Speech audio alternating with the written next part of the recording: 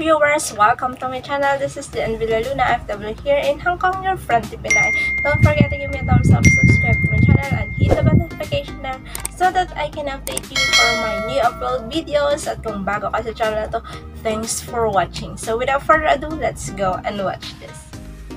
So in today's video, i-share ko na sa'yo kung ano bang favorite na kainin ng alaga ko dito. And most ng mga bata dito, the same lang din. Parang may pagka-the same or may pagkahawig yung mga gusto nilang kainin. But hindi naman lahat. Basta i-share ko lang sa inyo yung gusto ng alaga kong kainin. So first, yung gusto niya talaga is chicken wings. Yun. Yung chicken wings na yun, yun talaga yung favorite niyang kainin. Which is, niluluto ko yun once a week. Second na gusto niyang kainin is udon. Udon is a Japanese noodles yon. So, masarap din yon. Niluluto ko din yon sa kanya.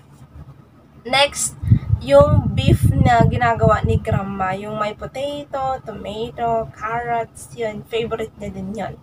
Next is yung spaghetti. So, she like it a lot. Pag spaghetti, wow, so yummy. Pero, hindi naman, yung spaghetti kasi hindi siya, malayo siya sa Philippine style, pero nilalapit ko pag ako lumuluto. So, gusto niya. Kasi pag si mami niya, medyo Italian style talaga. Pero pag ako, nilalagyan ko ng condense para medyo sweet. So, gustong-gusto niya yan. And, she like broccoli. So, yun, yung broccoli, like niya din na isama sa lahat ng nabanggit ko sa chicken, sa udong, sa spaghettis, tapos sa beef. So, lahat yun. Pero hindi naman everyday siya kumakain ng broccoli. So, minsan choice pero mas favorite niya talaga yung broccoli kainin.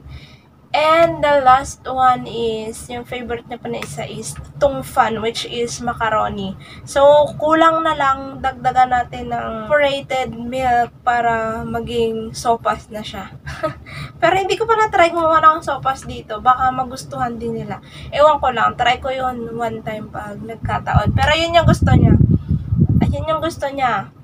Chicken wings, udon, beef, spaghetti, and macaroni. Favorite niya yun kainin. So, sana nagkaroon kayo ng idea and nagustuhan niyo yung video na to.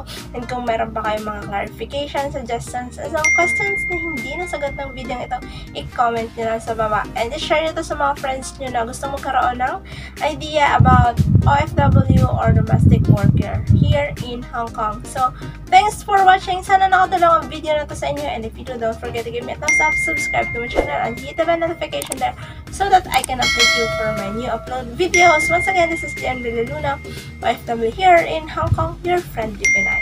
See you on my next video.